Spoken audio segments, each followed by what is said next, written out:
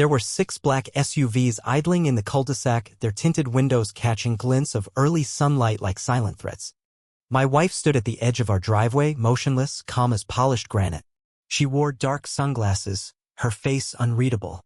Across the street, barefoot and visibly unhinged, Meredith Callahan, our HOA president and resident tyrant, screamed into the void about how she had connections. One of the agents muttered into his radio, and within seconds, her 2 fake rent-a-cops were face down on our lawn, wrists zip-tied.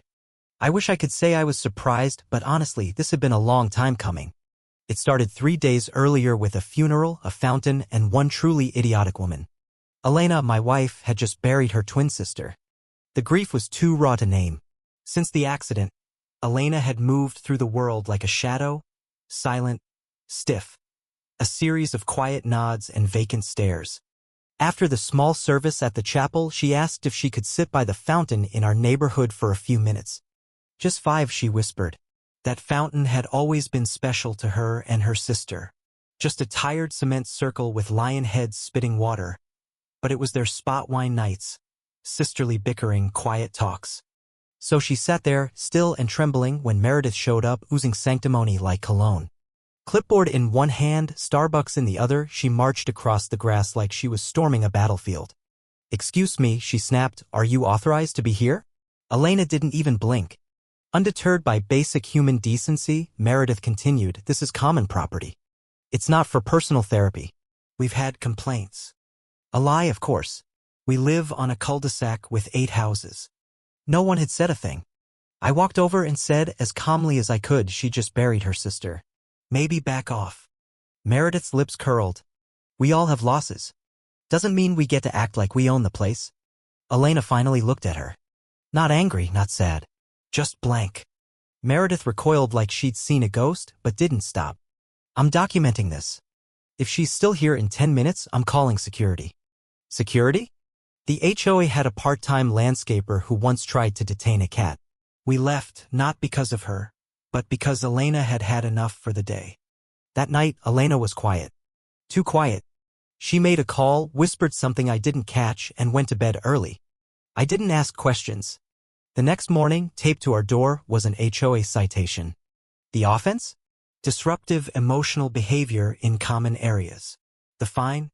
$150. I stared at it, stunned. Elena walked over, took it from me, and slid it into a thick black binder labeled in bold. Operation Clown Parade. I didn't even know we owned a label maker. She didn't say a word, but something changed in her posture. I'd seen that look before in Prague when a mugger tried to snatch her purse. 5 minutes later, he was zip-tied and crying behind a dumpster. The following afternoon, 2 men knocked on our door. Dressed like police, but their uniforms looked cheap and their badges read Private Enforcement Officer. "We're here on behalf of the HOA," one said. "Your wife has been reported for trespassing and disorderly conduct." "Are you actual cops?" I asked. "We're contracted officers," the other said. Which answered nothing. Elena appeared behind me, calm and sharp. "Do you have badge numbers?" she asked. "We're not required to disclose that," one muttered. "HOA jurisdiction." Elena took out her phone and said into it, "Echo 7, I have 2 unidentifieds impersonating law enforcement on private property. Likely private hire. Patch to DC." Then she hung up and smiled. Meredith appeared across the street, phone up, filming. "That's them. Arrest them." She assaulted me with her vibes. The fake cops looked confused. Elena said evenly, "You may want to leave before you start a federal case." They didn't. That was their mistake. 15 minutes later, 6 SUVs rolled in. Agents in suits stepped out, moving with practiced precision. One agent said into his radio, "Target confirmed. Detaining impersonators." The 2 men were zip-tied on our lawn before anyone could process it. One sobbed. Meredith screamed. Elena didn't move, but Meredith didn't back off. Oh no. She ran home, posted to the community board, and by morning, the neighborhood had received an email titled, "Urgent, Domestic Spy in Our Midst."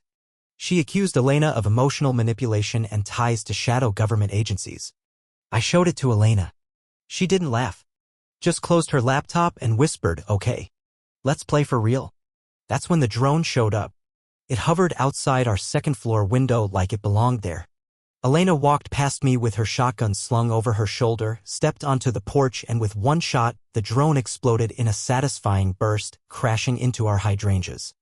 2 minutes later, Meredith was back outside, barefoot again, yelling about aerial surveillance rights and property damage. By noon, a black SUV pulled up. An FAA agent stepped out, silent and grim. Elena handed him the wreckage, security footage, and some HOA photo of Meredith operating the drone from days earlier. The agent just nodded. "We'll be in touch." Later, we got another fine from the HOA. $500. Community firearm protocol violation. We live in a state where shooting coyotes from your porch is practically encouraged. Elena filed it in the binder. Added a sticky note, federal layer, begin compilation. The next day, flyers showed up. Tucked under rocks on porches. Is our neighborhood safe? Beneath it, a blurry photo of Elena with the caption, unstable woman. Unknown federal ties. Maybe armed. At the bottom, emergency HOA meeting vote for immediate expulsion. Thursday came. Meredith's living room smelled like lavender oil and inflated self-worth. Elena wore jeans, a black shirt, no makeup. Said nothing. Meredith presented a slideshow of blurry screenshots and wild theories. One claimed Elena intercepted satellite feeds using our grill. The vote passed. 4-3. Elena nodded, left. In the car, she said, "They just voted to dissolve their own legal protection." "What does that mean?" "It means," she said, "the gloves come off." Over the next week, Elena made calls to Bryce, Tina, someone called Judge Daniels. I didn't ask. I didn't need to. 3 days later, Meredith received a certified letter. She turned red, stormed inside, and didn't come out for hours. That night, Elena gave me an affidavit to sign. A federal harassment case. Impersonating officers. Surveillance of a government agent. Misuse of HOA power. Then came the black SUV again. Court summons. Not just for Meredith. For the entire HOA board. Emails flew. Panic set in. Board member Tim showed up at our door with a lemon cake. Apologized 6 times. Elena smiled, accepted it, and handed him a legal motion. He turned pale and left.